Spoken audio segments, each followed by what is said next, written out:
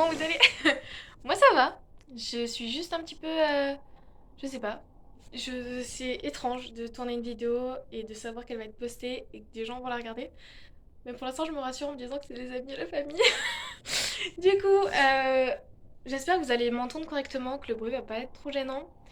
Je vais essayer de bien vous regarder, parce que sinon j'ai tendance à me regarder moi. Et de parler assez fort pour que vous m'entendiez et d'articuler, parce que là c'est tout emmêlé, du coup je sais pas trop quoi faire. Bref, donc aujourd'hui on va parler de mon avenir, d'une certaine façon.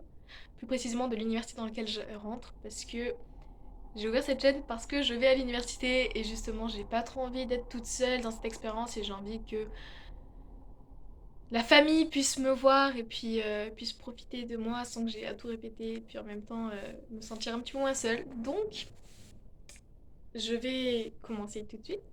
Et pour ça, je me suis munie de mon bloc-notes parce que sinon mes idées sont tellement mêlées que je ne sais pas du tout qu'est-ce qu'il faut dire à quel endroit et dans quel sens et je peux tout oublier. Donc on va y aller doucement.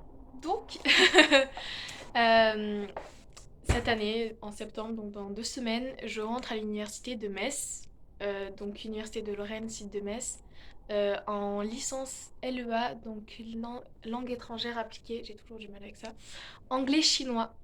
Voilà, je vais là-dessus et j'ai en troisième langue du japonais. Ouais, je me suis pas compliqué la tâche du tout, non? Juste un peu. Alors, pour vous expliquer la raison, enfin ce choix, c'est tout d'abord parce que j'ai toujours été attirée par les langues asiatiques. Du coup, bah, je voulais apprendre des langues asiatiques. À la base, je partais sur du coréen parce que j'ai commencé à l'apprendre en autodidacte à la maison. Ça fait maintenant 3 ans, même si c'est juste quand j'ai vraiment du temps libre. Mais c'est toujours mieux que rien, du coup je partais de quelques bases solides. Je connaissais l'alphabet et je savais me présenter et dire plusieurs phrases et je connaissais pas mal de vocabulaire. Mais je n'étais pas acceptée, j'étais en liste d'attente partout sur le Parcoursup. Je t'adore Parcoursup. Mais c'est pas grave et du coup j'ai fini par être acceptée en LEA anglais-chinois. J'ai été aussi acceptée en LEA anglais-japonais. Mais bon, je préférais le chinois parce que j'avais commencé à apprendre cette langue il y a très longtemps. Et, euh, et c'était plus pratique pour moi, puis c'était plus proche de la maison, même si je suis quand même à 2h30 de chez moi, mais c'est pas grave. Du coup, bah, j'ai décidé de prendre cette université et d'aller dans cette université. Et du coup, on verra ce qui adviendra. Du coup, à savoir que je me munis de ça et je vais vous raconter. Donc, cet LEA anglais-chinois donc, propose en même temps de l'anglais allemand, de l'anglais espagnol, de l'anglais italien et évidemment de l'anglais chinois. À savoir que ces deux langues, donc anglais et la langue qu'on choisit, doivent avoir été apprises en cours au lycée, excepté le chinois qu'on peut soit avoir donc niveau intermédiaire qu'on a déjà vu au lycée ou en cours précédemment au collège, je sais pas si ça existe, ou alors niveau débutant si jamais on en a jamais fait. Donc moi c'est ce que j'ai décidé de faire, mais du coup il y a les deux parcours qui sont possibles. Si jamais il y en a qui ont déjà un niveau, c'est possible. Voilà. Et ensuite, il y avait une troisième langue obligatoire qui comporte l'allemand, le chinois, l'espagnol, l'italien, le japonais, le luxembourgeois, le néerlandais et le suédois. Donc, il y a du choix. Évidemment, il n'y a pas de coréen, donc moi, c'est ce que j'aurais choisi si il y avait eu du coréen, mais bon, il n'y avait pas, donc du coup, j'ai décidé de le chinois et le japonais ensemble. Voilà, je me suis pas facilité la tâche, mais je savais que depuis toujours j'ai voulu apprendre les langues asiatiques. Enfin, depuis toujours, on va dire depuis 5-6 ans maintenant. Les langues asiatiques m'inspirent beaucoup.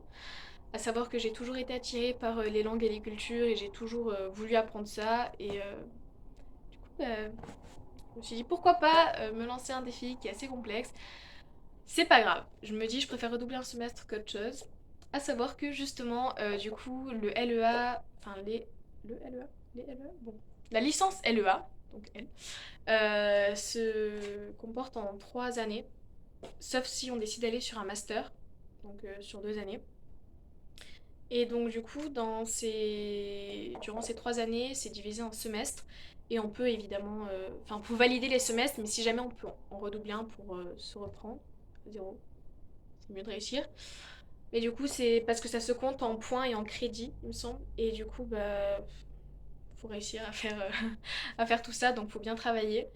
Et après, on a les emplois du temps. Moi, j'ai mon emploi du temps, enfin, pas complet, c'est-à-dire que je sais déjà les cours que j'aurai, mais j'ai pas encore, je sais pas encore si j'aurai l'après-midi ou le matin ou des trucs comme ça.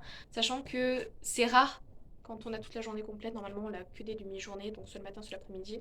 Ce qui est du coup pratique pour pouvoir travailler depuis chez soi, techniquement pour moi depuis mon logement.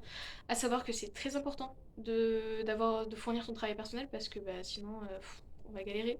Je sais que je suis toujours pas rentrée à l'université, mais ça c'est une base à se connaître, faut savoir, faut travailler. Parce que les cours, quand on ira en cours, les profs, en gros, ils nous donneront le minimum et tout le reste sera envoyé à la maison et c'est du travail personnel après. Enfin, donc il faudra travailler tout seul et réussir à s'en sortir.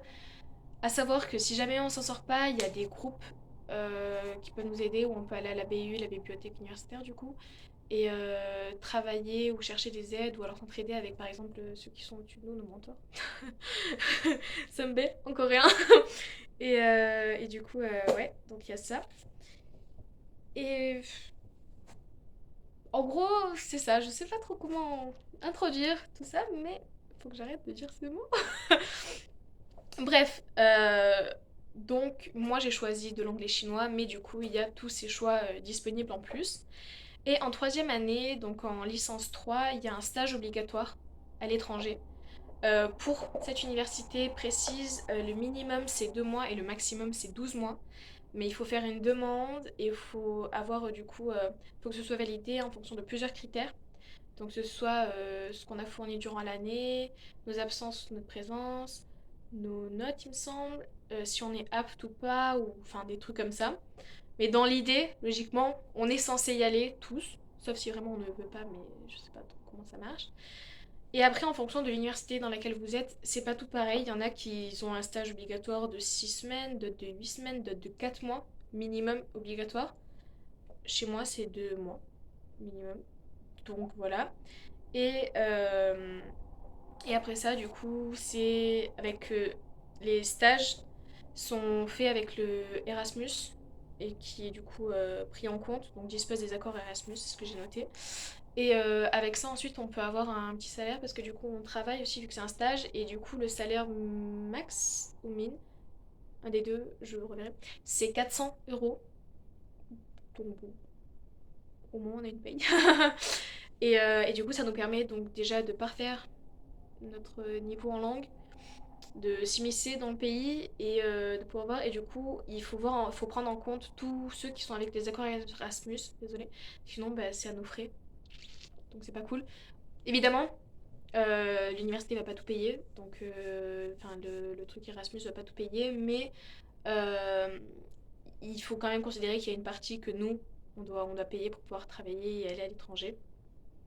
Voilà, donc en gros c'est ça, et du coup sur ces parcours-là, on a les inscriptions pédagogiques qui sont les inscriptions dans lesquelles on doit choisir quelle matière on veut. C'est-à-dire qu'il y a des matières qui sont obligatoires, donc ça tout le monde les aura. Donc c'est plutôt les cours magistraux, il me semble que ça s'appelle comme ça.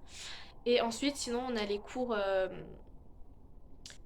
enfin nos choix. Donc par exemple, moi j'ai choisi du coup le japonais, mais on aurait pu choisir de l'allemand ou comme j'aurais pu choisir du luxembourgeois, admettons.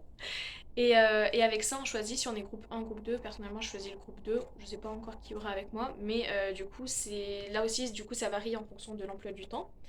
Ensuite, on a des cours de management et de gestion, il me semble, et quelques autres cours comme ça parce que ça nous ouvre à l'international.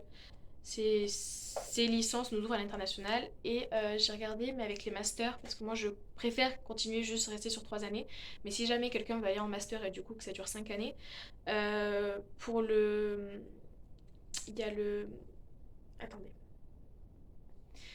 il y a le master Tetra, donc celui-là il est disponible dans cette licence, il est disponible seulement pour l'allemand, l'espagnol et l'italien. Et lui il ouvre aux traductions et il y a d'autres trucs de genre. Et en revanche, l'autre, c'est le master, je sais plus, je vous mettrai le nom. Et lui, il est ouvert du coup pour les quatre. Mais lui, c'est plutôt pour du management et de l'international. Donc en fonction, on varie et puis on choisit. Voilà. Donc pour moi, dans l'idée, je vais sur 3 années. Si vraiment ça me plaît ou que je vois que je peux avoir une très bonne débouchée, je partirai sur 5 années. Mais je dois vous avouer que les cours et moi, c'est pas trop ma tasse de thé. Hein, voilà. On n'est pas très amis, mais quand on veut, on peut. C'est ce que je me suis toujours dit. Et c'est ce qu'il faut se dire. Quand on veut, on peut. Donc il n'y a pas de raison qu'on n'y arrive pas. Voilà. Donc en gros, c'est ça. Voilà, ma vidéo, c'était ça. Donc j'espère avoir pu vous guider un minimum, même si même moi je suis un petit peu embrouillée. J'ai fait des recherches pour essayer de m'en sortir.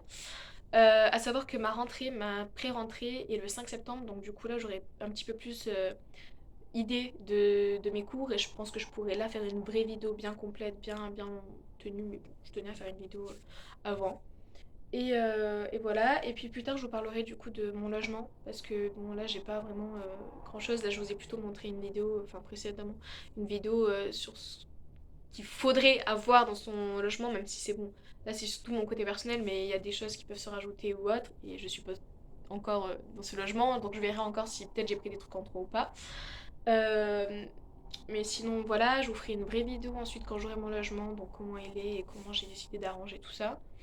Et après, je pense que je partirai sur des vidéos plutôt de mon quotidien, je pense, à l'université. Donc, je sais pas, ma façon d'apprendre ou mes cours, comment je tiens et, et les trucs comme ça. Et puis, deuxième point, c'est l'université. Bon, je l'ai choisie parce qu'elle n'était pas non plus si loin que ça de la maison. Mais à savoir que si vous voulez pouvoir garder un bon rythme, je sais pas en fonction de vous comment vous allez les faire, mais moi personnellement j'entrerai une fois toutes les 3 semaines, tous les 3 week-ends, donc voilà, je serai souvent dans mon logement, c'est pour ça que moi j'ai besoin de beaucoup plus d'affaires, mais en fonction.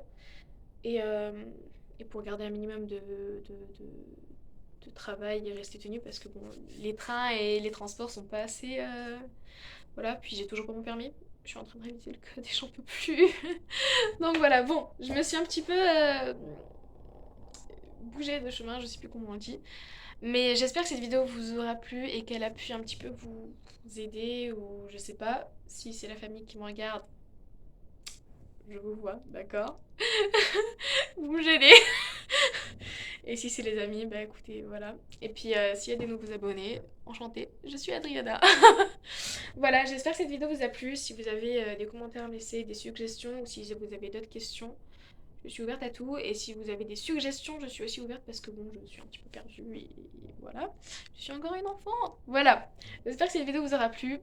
Et je l'ai dit déjà 15 fois. Je vous laisse. Merci d'avoir regardé cette vidéo jusqu'à la fin.